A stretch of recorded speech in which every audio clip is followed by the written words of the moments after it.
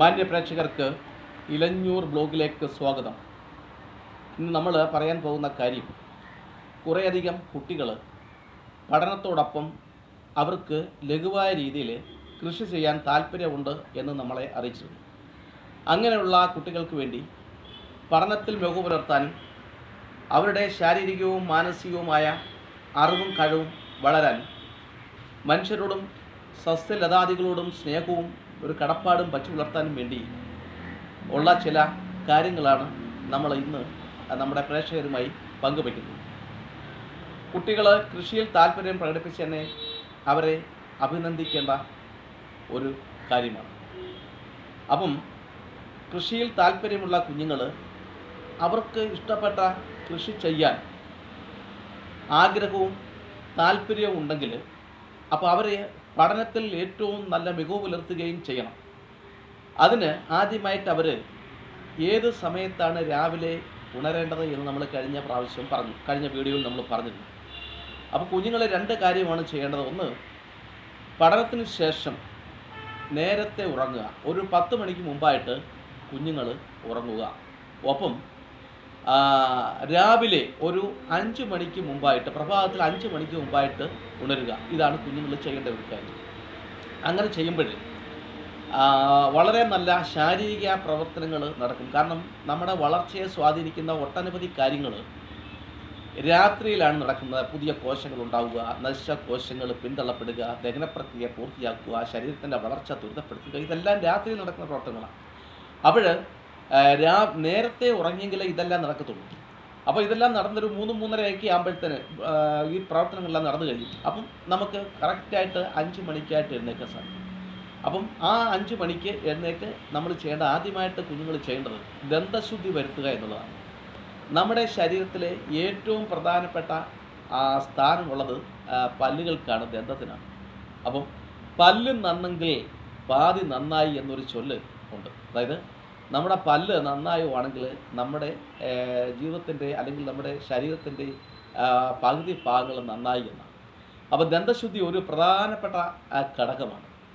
അപ്പം ഈ ദന്തശുദ്ധി വരുത്തിയില്ലെങ്കിൽ വായുനാറ്റം, മോണരോഗങ്ങൾ, അതുപോലെ പല്ലിന് ചില പ്രശ്നങ്ങളൊക്കെ ഉണ്ടാകും.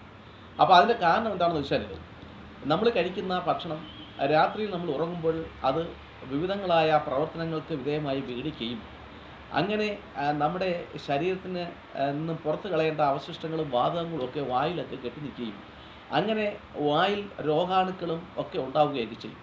അപ്പോൾ ഈ രോഗാണുക്കളെ പുറത്ത് കളയാത്തത് കൊണ്ടാണ്, അല്ലെങ്കിൽ പുറത്ത് പോകാത്തത് കൊണ്ടാണ് ഈ ദന്തരോഗങ്ങളും അതുപോലെ തന്നെ മോണരോഗങ്ങളും ഒക്കെ ഉണ്ടാകുന്നത്. അപ്പോൾ മുൻകാലങ്ങളിൽ ഈ പല്ല് തേയ്ക്കാനായിട്ട് ആളുകൾ ഉപയോഗിച്ചിരുന്നത് ഉമിക്കരിയാണ്. പ്രധാനമായിട്ട് ഉമിക്കരി എന്ന് പറയുമ്പോൾ നെല്ല് കുത്തുമ്പോൾ കിട്ടുന്ന ആ നെല്ലിൻ്റെ ആ തോട്, നെല്ലിൻ്റെ ആ നെല്ല് പൊഞ്ചിരിക്കുന്ന ആ തോട്, ഇത് മൺകലങ്ങളിൽ വറുത്തെടുത്ത് ആയിരുന്നു പഴയ കാലങ്ങളിൽ കൂടുതൽ പേരും പല്ല് തേച്ചത്.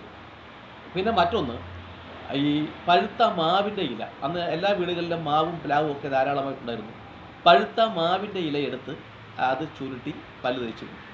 പിന്നെ മറ്റൊന്ന് വളരെ പ്രധാനമായും ചെയ്തിരുന്നത്, മിക്ക വീടുകളിലും അന്ന് വേപ്പുണ്ടായിരുന്നു. വേപ്പ് നമുക്കറിയാം, വേപ്പ് നമ്മുടെ വീടിന് വളരെ പോസിറ്റീവായ ഊർജത്തെ നൽകുന്ന ഒരു വൃക്ഷശ്രേഷ്ഠനാണ്. അപ്പോൾ ഈ വേപ്പിൻ്റെ ചെറിയ കമ്പുകൾ അടർത്തിയെടുത്ത് അത് ബ്രഷ് പോലെ അതിൻ്റെ ഒരറ്റം ചതച്ച് ഈ പല്ല് ഉരച്ച് പല്ല് തേക്കുമായിരുന്നു. ഇതൊക്കെ പല്ലിന് നല്ല ആരോഗ്യം ഒക്കെ, മുളയ്ക്കൊക്കെ നല്ല ആരോഗ്യം കിട്ടുന്ന കാര്യങ്ങളായിരുന്നു.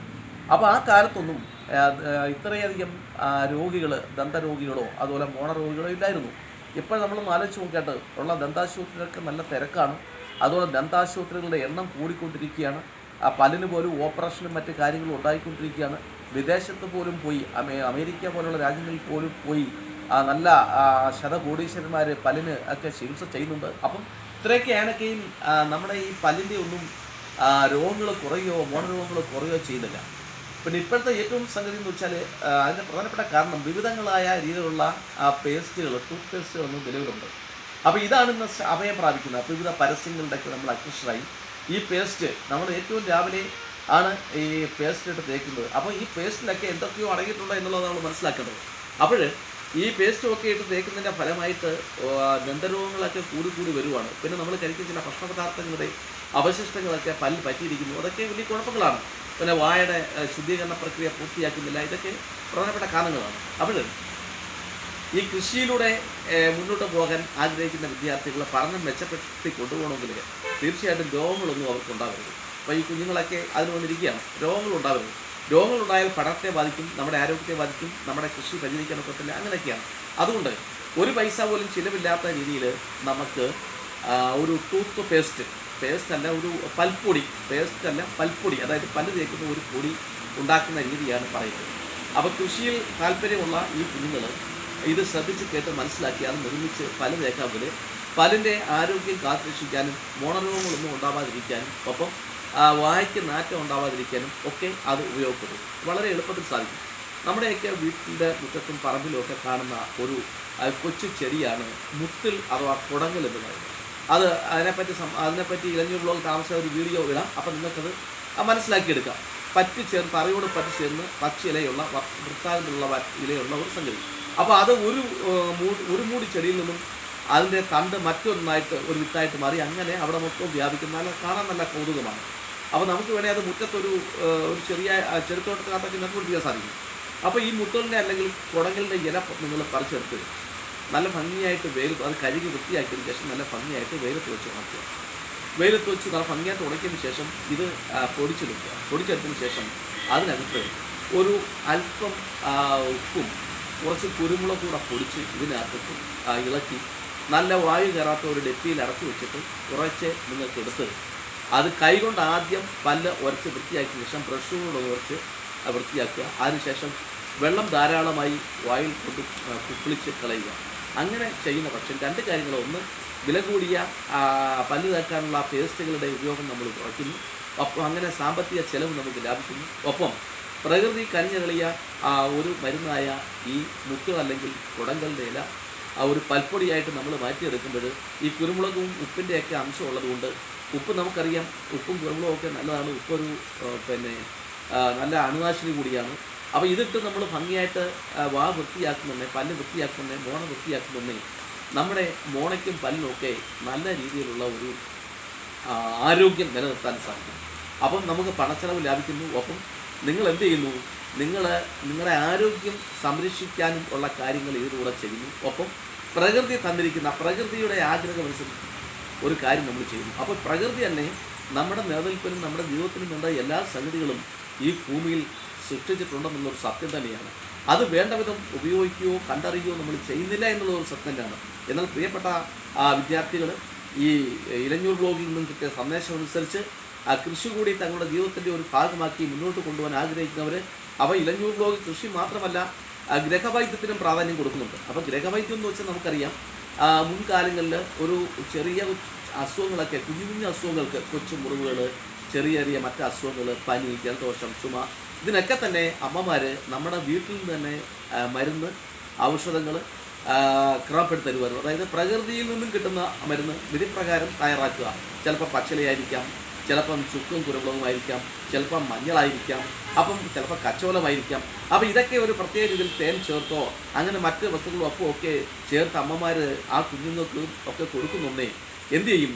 ആ അസുഖങ്ങൾ പൂർണ്ണമായിട്ടും മാറുകയും ആശുപത്രിയിൽ പോകേണ്ട ഒരവസ്ഥ ഇല്ലാതിരിക്കുകയും ചെയ്യും.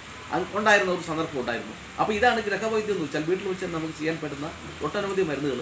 അപ്പോൾ ഈ പ്രകൃതി നമുക്കിതെല്ലാം നമ്മുടെ ചുറ്റുപാട് തന്നിട്ടുണ്ട്. അത് കണ്ടറിയുക, അത് മനസ്സിലാക്കുക, ഉപയോഗിക്കുന്ന രീതി മനസ്സിലാക്കുക, കൃത്യമായി ഉപയോഗിക്കുകയും ചെയ്തു കഴിഞ്ഞാൽ യാതൊരു പാർശ്വഫലങ്ങളും ഇല്ലാതെ നമുക്കുണ്ടാകുന്ന ചെറിയ ചെറിയ രോഗങ്ങൾ മാറി നമ്മൾ സുഖം പ്രാപിക്കുകയും നമ്മുടെ ആരോഗ്യം സംരക്ഷിക്കാൻ നമുക്ക് സാധിക്കുകയും ചെയ്യുന്നു എന്നുള്ള ഒരു സത്യം തന്നെയാണ്. അപ്പോൾ ഇനിയും ഈ കുഞ്ഞു കർഷകർക്ക് പറഞ്ഞു കൊടുക്കാൻ ഒട്ടനവധി കാര്യങ്ങളുണ്ട്. രണ്ട് കാര്യങ്ങളാണ് നമ്മൾ പറഞ്ഞു കൊടുത്തത്. ഒന്ന്, രാവിലെ എഴുന്നേൽക്കുക. അത് കഴിഞ്ഞ് എഴുന്നേറ്റ ഉടൻ തന്നെ ദന്തശുദ്ധി വരുത്തുക. ദന്തശുദ്ധി വരുത്തുവാൻ വില കൂടിയ പൽപ്പൊടികളോ അതുപോലെ തന്നെ പേസ്റ്റുകളോ വാങ്ങിക്കേണ്ട കാര്യമില്ല.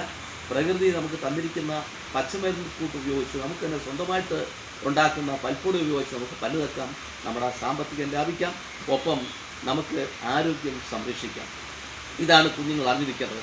അതുപോലെ വിദ്യാഭ്യാസത്തോടൊപ്പം കൃഷിയോട് ചെയ്യുന്ന കുഞ്ഞുങ്ങൾക്ക് പണച്ചെലവ് ലാഭിക്കാനും ഒരുപക്ഷെ വിദ്യാഭ്യാസം പൂർത്തിയാവുന്നതോടൊപ്പം തന്നെ മികച്ച ഒരു വരുമാനം കൂടി ഉണ്ടാക്കി ഒരു നിക്ഷേപമാറ്റി മാറ്റിയെടുക്കാനും കഴിയും എന്നുള്ളത് സത്യം തന്നെയാണ്. നമ്മൾ ഇടക്കാലത്ത് വെച്ച് ഇതെല്ലാം മറന്നുപോയി, ഇതൊക്കെ അവഗണിച്ചു. അതിൻ്റെ ഒരു ദോഷങ്ങൾ നമ്മൾ അനുഭവിക്കുന്നുണ്ട്. കുഞ്ഞുങ്ങളുടെ ചിന്താഗതി മാറുന്നു, കുഞ്ഞുങ്ങൾ മറ്റു ചില അനാവശ്യ പ്രവണതകളിൽ ഏർപ്പെടുന്നു, മറ്റു ചില ആവശ്യമില്ലാത്ത കാര്യങ്ങൾ ശീലിക്കുന്നു. ഇതിൽ നിന്നൊക്കെ മാറ്റം ഉണ്ടാക്കിയെടുക്കുവാൻ ഏറ്റവും പ്രധാനപ്പെട്ട ഒരു കാര്യം എന്ന് വെച്ചാൽ പഠനത്തോടൊപ്പം തന്നെ വീട്ടുമുറ്റത്ത് അല്ലെങ്കിൽ ഗ്രോ ബാഗിലോ അല്ലെങ്കിൽ ചാക്കിലോ അല്ലെങ്കിൽ ചട്ടികളിലോ ഒക്കെ ആവുന്ന തരത്തിൽ ഇഷ്ടമുള്ള ചില സംഗതികളൊക്കെ കൃഷി ചെയ്ത് വളർത്തുകയും അതിനെ പരിപാലിക്കുകയും ചെയ്യുമ്പോൾ കുഞ്ഞുങ്ങളുടെ ആ ചിന്താഗതിയും അവരുടെ സ്വഭാവ രൂപീകരണവും വ്യക്തിത്വ വികസനവും ആരോഗ്യവും അറിവും ഒപ്പം ചെറിയൊരു വരുമാനം ഉണ്ടാക്കിയെടുക്കാൻ അവർ കഴിയുന്നുണ്ട്.